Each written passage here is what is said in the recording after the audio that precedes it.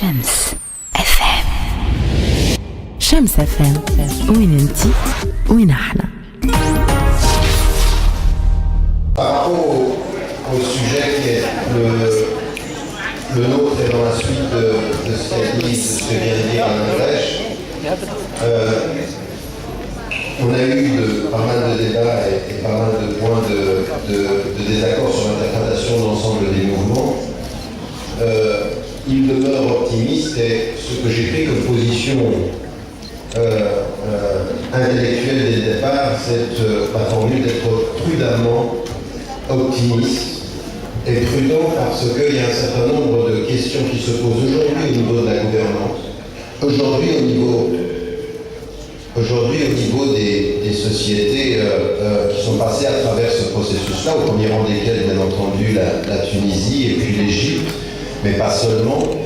Il faut vraiment qu'on fasse une analyse un tout petit peu pointue de ce qui s'est passé ou ce qui se passe aujourd'hui à l'heure où je vous parle en Irak et en Libye, de ce qui continue à être une situation extrêmement perturbante et difficile en Syrie et au Bahreïn. Il faut garder dans notre analyse l'ensemble de ces éléments-là et j'y reviendrai. Mais ce qui m'intéresse d'abord, c'est que quand on parle de la question de la gouvernance, il faut qu'on se mette d'accord sur ce à quoi on se réfère. Parce que malheureusement, quand on parle de gouvernance, très très souvent, et c'est ce que je disais tout de suite dans mon analyse, quand j'ai écrit le livre sur le réveil arabe, je mets ceci en évidence, je dis, nous avons été souvent trompés dans l'analyse par une surdétermination de l'événement politique et non pas de l'ensemble des autres caractéristiques et des autres critères. Et quand on parle de gouvernance, souvent on parle de la gouvernance de l'État, de la gouvernance du rapport du pouvoir à l'État, de l'autorité de l'État et du pouvoir. Or, ceci est tout à fait restrictif et, à mon sens, problématique. Et je vais y venir dans le cours du propos. Il faut complexifier. Quand on parle de gouvernance, on parle de tout ce qui est lié à l'exercice d'un pouvoir dans une société. Et ça n'est pas seulement, et ça ne peut pas être seulement répondre à la question de la qualification de l'État. Qu'est-ce que l'État et quelles sont les structures? Comme le disait Alain Grèche, la démocratie, ce n'est pas simplement l'exercice du droit de la majorité ou du droit de vote, c'est beaucoup plus complexe que ceci. Et aujourd'hui, les sociétés occidentales, qui sont des sociétés démocratiques, tout citoyen qui est un tout petit peu éveillé intellectuellement se rend bien compte que la gouvernance ne se situe pas toujours là où on lui dit qu'elle se situe. Elle n'est pas dans le droit de vote seulement. Rappelez-vous, il y a quelques années, parlant de sa propre société, le président Bill Clinton disait « Le pouvoir dans ce pays est tenu par 1% de la population ». Ce qu'il mettait en évidence, c'est qu'il y a effectivement tous les processus de vote, mais il y a le pouvoir économique, il y a le pouvoir d'institutions qui ont un pouvoir et une autorité fondamentale sur les questions de l'État, mais qui ne sont absolument pas liées par les règles de la démocratie. Et donc ils tiennent ce pouvoir. Et quand on parle de la gouvernance, il faut tenir compte de tout cela et d'autres éléments encore. Donc, toute la théorie des Hokm Rashid, la bonne gouvernance, il faut la complexifier. Deuxième des choses, il ne suffit pas de qualifier l'État en disant État islamique ou État laïque pour avoir déterminé ce qu'il en était du rapport, soit la bonne gouvernance, soit la question démocratique, soit la question de la transparence, soit la question de la corruption. L'étude simple du rapport à une histoire récente, si on regarde par exemple les 60 dernières années, nous montre qu'on a pu qualifier un État de laïque comme on a pu parfois le qualifier d'islamique, et dans les deux cas, on a pu voir des manques de transparence, de la corruption, des déficits démocratiques. Donc il ne suffit pas d'une qualification pour avoir répondu à la question fondamentalement, et donc cette qualification peut être en elle-même contre-productive.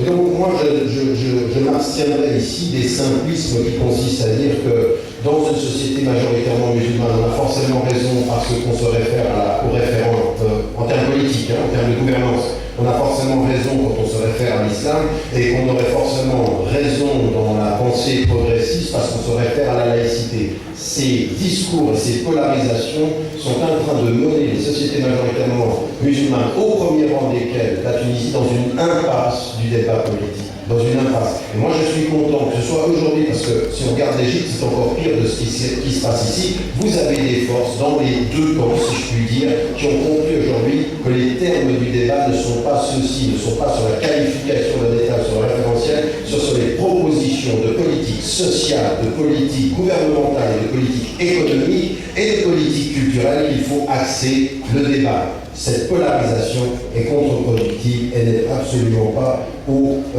débat dans l'évolution de la pensée. Dernier élément que je voulais mettre en évidence en termes d'introduction, c'est de s'apercevoir, d'essayer de mettre en évidence les enjeux. Je vais juste faire ceci en 20 minutes, c'est effectivement juste une introduction au débat. On aura l'occasion d'en discuter tout à l'heure. Et donc,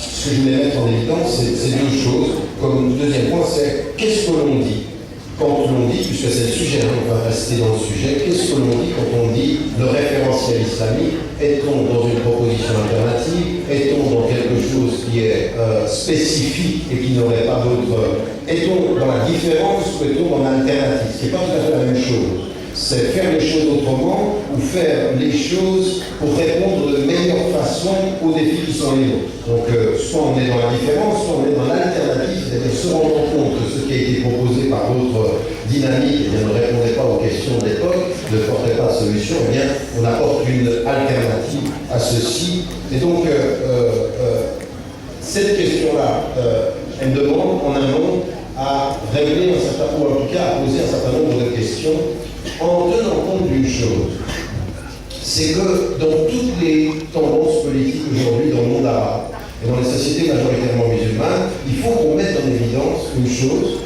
qui est l'évolution de la pensée. C'est-à-dire que même dans le courant islamiste, je veux dire au premier rang desquels, si vous lisez ce qu'a produit il y a une trentaine d'années, Cheikh Ranouchi, et ce qu'a produit dans d'autres pays, sont produits les frères musulmans et autres, il y a une évolution. Et même dans les positions d'un certain nombre de laïcs, il y a aussi des évolutions. Il faut vraiment qu'on regarde les choses, non pas dans une espèce de discours essentialisé, voilà ce que disent les islamistes, voilà. C'est pas vrai. Alors après, on peut faire confiance ou pas. Mais la confiance, elle ne se tient pas au discours. La confiance, elle se tient, elle se construit, elle se nourrit, elle s'alimente, elle se confirme par la cohérence entre un discours politique et les pratiques à partir du moment où on est dans l'opposition, on est au pouvoir. Donc maintenant, moi, ce qui m'intéresse, c'est de mettre en évidence simplement de dire, quand on commence ce débat sur la gouvernance, avec un référentiel qui peut être un référentiel islamique. Alors, c'est pas rien,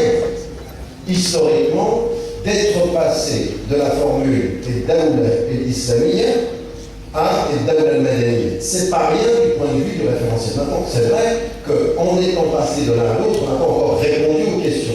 Mais du point de vue de la spécificité théorique, quand vous êtes historiquement en train de faire face soit à la colonisation française ou britannique, comme c'était le cas dans les sociétés, et que vous êtes dans le processus de libération de l'État et de la nation, sur un plan national, le référent à l'islam, c'était de dire notre référentiel n'est pas celui du colon, et il y avait à un moment donné historique, quelque chose qui a été déterminant, qui s'est en plus concrétisé ensuite, à un moment de l'histoire, en 1979, à partir de la révolution iranienne. Les penseurs de l'islam politique ont évolué, certains très très tôt. L'un des premiers, ça historiquement, tout le monde doit le reconnaître, l'un des premiers qui n'a pas eu de problème à utiliser le concept de démocratie comme une référence, c'était le chef Rachid Ranouchi. De tous les islamistes, à un moment donné, moi j'ai pu voir des islamistes qui disaient ils se trompent, la démocratie n'est pas islamique. Des gens qui aujourd'hui utilisent le même concept. Alors on peut dire c'est une stratégie politique, on peut dire c'est une évolution, toujours est-il que l'idée d'un État qui est civil, c'est-à-dire qu'est-ce que c'est un État civil dans lequel l'imposition du religieux ne vient pas ni de l'autorité religieuse, ni des référents religieux, mais que l'autorité de l'État est négociée par le bas, c'est-à-dire c'est un mandat. Ce qu'on comprend d'ailleurs dans la référence musulmane, comme a toujours été la notion même de la délibération, tout ceci on connaît. Mais ce qui est important, c'est la société civile, c'est l'État dont l'autorité est mandatée par la société et les citoyens. et que le référentiel peut être, c'est là qu'on se pose la question du titre, est-ce que c'est un référentiel éthique? Comment va s'articuler le référentiel par rapport à la structure étatique? Ça, c'est si on parle uniquement de la question du politique. Et là, il y a des réponses qu'il faut donner, et qu'il faut donner fondamentalement. L'idée, par exemple, et ça encore une fois, moi c'est ce que je dis depuis l'intérieur du référentiel musulman, mais qui ne me fait jamais perdre de vue que dans le discours qu'il y a avec ceux qui n'ont pas de référentiel musulman ou qui ne veulent pas de référentiel musulman dans la politique, c'est au moins d'être clair sur des principes qu'on peut avoir et qui sont des principes communs. Le premier élément, et qui, je le répète, ne doit pas être un élément de négociation ad aeternam, parce que c'est une référence sur laquelle il faut qu'on soit d'accord, c'est la notion d'état de droit. Le deuxième des principes sur lequel qui est important, c'est la notion de citoyenneté égalitaire. Et ça, c'est un propos qui est extrêmement critique, c'est-à-dire de dire homme ou femme, riche ou pauvre, de tradition musulmane ou d'autres traditions sans tradition, c'est la citoyenneté égalitaire. Ça, c'est un principe qui est déterminant dans la notion de la gouvernance. On ne peut pas jouer sur les mots en revenant sur des positions qui sont uniquement des discours sur le traditionnel. Il faut qu'on prenne des positions extrêmement claires. La citoyenneté égalitaire, le principe du suffrage universel, c'est-à-dire que le principe de la majorité l'emporte. Le quatrième élément, c'est le principe de ce qu'on appelle en anglais accountability, et qui est en fait le fait d'être mandaté, de devoir revenir auprès du peuple pour pouvoir être mandaté à aller jusqu'au bout d'une période de temps. Ça, c'est aussi capital, parce que vous vous souvenez qu'en Algérie, on avait un discours d'un certain nombre d'islamistes, et au premier rang desquels d'un certain nombre d'éléments, pas tous, du fils du Front islamique du salut, qui disait « Nous jouons la démocratie, nous venons au pouvoir et nous arrêtons le processus. Parce que la démocratie n'est pas islamique. C'est-à-dire qu'on utilise la démocratie pour parvenir au pouvoir, mais qu'on a le pouvoir, ben on change les processus de décision.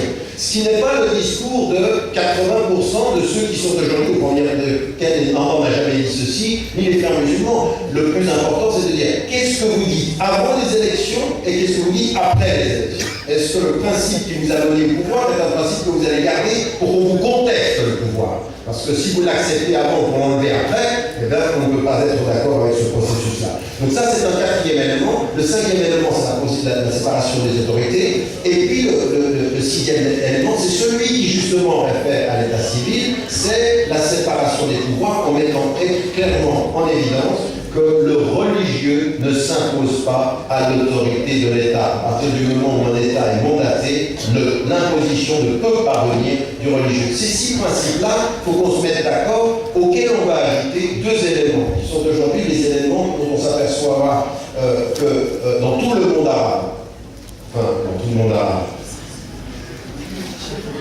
partout dans le sud et dans le nord, à géométrie variable, c'est la question fondamentale de tous ces principes-là. Ne sont rien s'il n'y a pas une lutte déterminée contre la corruption. Et quand je dis corruption, c'est la corruption aussi dans le rôle des institutions. Parce que l'une des corruptions aujourd'hui, c'est que quand vous parlez de l'Égypte, par rapport à un référentiel quel qu'il soit, si vous ne parlez pas, et c'était vrai aussi en Turquie, si vous ne parlez pas du rôle d'une institution qui n'est pas démocratique, mais qui a un double rôle de gardien de l'État et de manne financière économique, c'est le cas en Égypte. Quand vous parlez d'armée en Égypte, vous ne parlez pas de l'armée et de la sécurité, vous parlez de gardien de l'État et d'une manne financière de corruption absolue. Absolue, c'est une. Bon, j'entre pas dans les détails, parce que c'est pas le sujet, mais là, on doit poser comme élément de la bonne gouvernance politique la lutte contre la corruption et le progrès vers la transparence quant aux relations entre les institutions. Ça, ce sont des éléments qui sont de la bonne gouvernance politique, et ce qui m'intéresse, c'est qu'ici, ce serait ça que j'entends par un référentiel éthique. Est-ce que ça, c'est alternatif? À mon sens, ce n'est pas alternatif. C'est la condition sine qua non de toute gouvernance politique qui se fonde sur des principes démocratiques ou un référentiel éthique. Parce qu'il faut, de ce point de vue-là aussi, conjuguer conjuguer la relation entre éthique et politique. Et moi, je le place comme ça. Je n'ai aucune crainte, et je le répète, à dire que en Suisse, où je vivais, en Angleterre, où je vis, en France, que je visite, aux États-Unis, que je visite, on a un besoin fondamental d'introduction ou d'influence de la référence éthique en politique.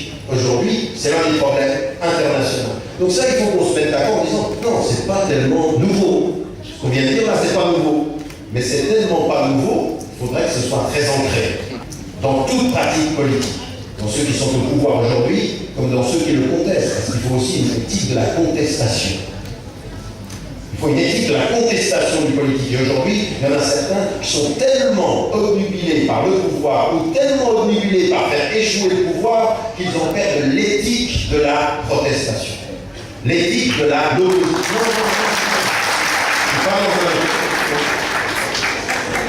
Ok, faites comme vous voulez. Voilà, ça me paraît être un élément. Deuxième élément, c'est par rapport à ça, faire très attention aux simplifications. Et là, la question de la simplification pour moi, c'est historiquement, ce que disait Alain Grèche, c'est vrai. Moi j'ai entendu ça pendant des années, l'islam ou al-hal, c'est-à-dire l'islam est la solution. Dans l'opposition, le slogan de mobilisation de l'opposition est une chose. La traduction d'un slogan politique effective d'alternative, c'en est une autre. Et ça ne peut plus être simplement ce que je viens de dire, ces éléments-là. Ça, c'est quoi le début? C'est le début du discours. Maintenant, on est en train de parler de la gouvernance et c'est là qu'il faut le complexifier, cet élément de la gouvernance, et sur lequel j'aimerais énormément insister sur trois points que je ne cesse de répéter. Et moi, c'est malheureux parce que j'ai un certain nombre de positions que je mettais en évidence il y a 2 ans. Beaucoup n'ont pas compris mes positions. Même en Tunisie, la dernière fois que j'ai vu, j'ai pu m'en rendre compte. Je pense qu'il faut qu'on fasse très attention à ce qui est en train de se passer et qu'on étudie au cas par cas ce qui se passe pour ne pas aborder les questions de façon simpliste. C'est comme je vous le disais, et ça a été répété par Alain. J'ai encore 3 minutes, c'est tout. Vous avez très exactement 4 minutes. D'accord. Très rapidement, ce que je voulais mettre en évidence, c'est ce que je mettais en évidence, c'est justement qu'il ne fallait pas rester aux politiques et qu'il fallait aborder d'autres questions. La première des questions, sur la question de la gouvernance, c'est toute cette dimension de la société civile. Parce que la bonne gouvernance de l'État doit ajouter à son rapport à la gouvernance et à l'autorité, l'autorité de la société civile. Et ça, aujourd'hui, souvent, des organisations islamistes, dans le contre-pouvoir, ont été des championnes de la mobilisation sociale. Sur le plan de l'éducation, sur le plan des organisations sociales, ce qui leur a donné une crédibilité extrêmement importante. Ils travaillaient dans le social.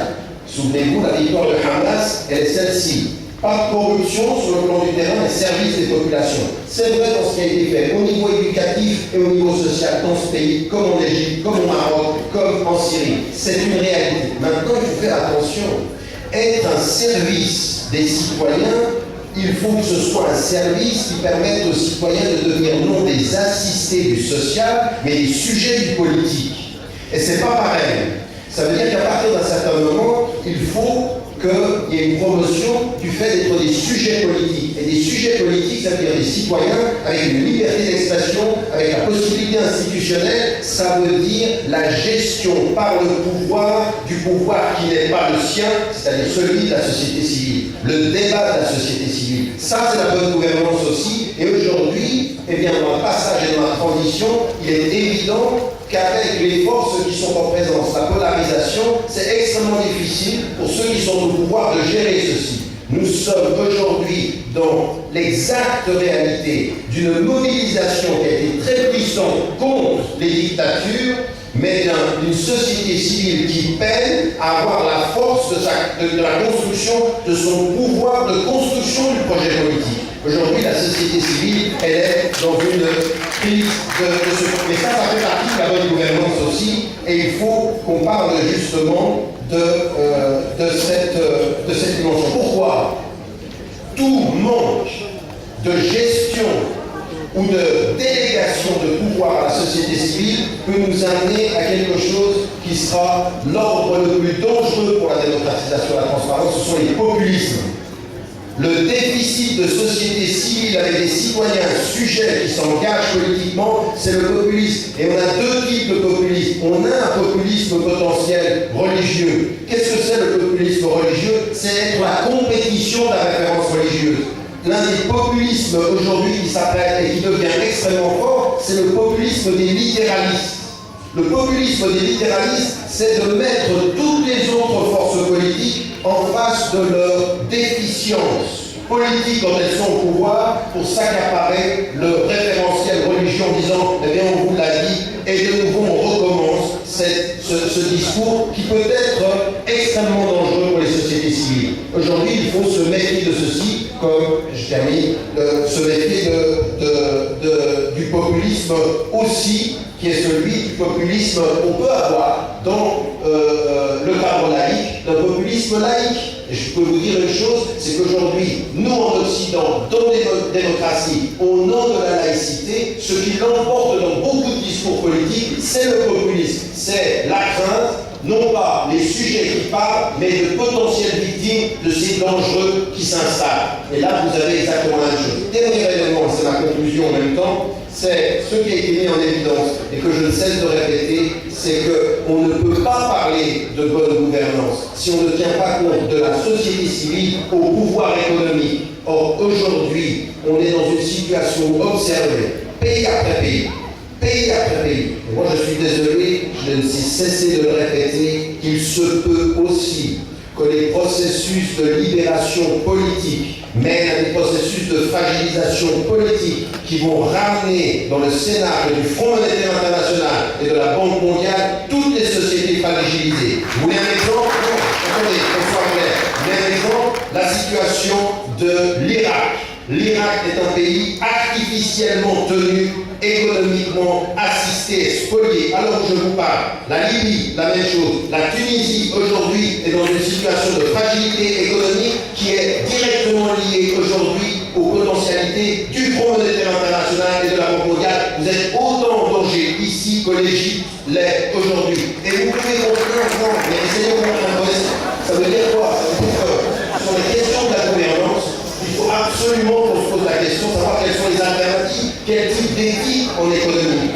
Parce qu'on est en train d'assister à une fragilisation politique qui pousse tous les acteurs politiques, tous. C'est pour ça que je suis d'accord avec un langage. Autant les laïcs que les sécularisés, que ceux qui étaient à gauche de l'éventail politique, qu'aujourd'hui, certains mouvements islamistes à devenir des islamistes ou des laïcs ou des acteurs politiques de gauche capitalistes, néolibérales, au sens où ils sont obligés d'accepter ce qu'on est en train de leur imposer. Donc ça aussi, c'est la bonne gouvernance qu'il faut traiter. On ne peut pas commencer à distinguer ces éléments-là, et puis que les salafis poussent dans ce sens-là, c'est absolument pas nouveau. L'un des pays les plus grands promoteurs de la pensée littéraliste et salafie est celui qui a les plus grandes et les plus belles relations avec les institutions internationales les plus capitalistes et les plus néolibérales. Ce sont les pays du Golfe, l'Arabie Saoudite comme le Qatar. Donc on vient de ce point de vue, il n'y a aucun problème dans ces réalités-là. Il faut poser la question de la bonne gouvernance de point de vue complet. Dernier élément qui est lié à ça, je n'aurai pas le temps de le traiter, mais on y reviendra, c'est la dimension culturelle. C'est-à-dire qu'il faut aussi comprendre la gouvernance à avoir avec la culture. C'est-à-dire comment vous vous situez par rapport à ça. Et il faut faire attention parce que la culture, elle touche à la question de la nation.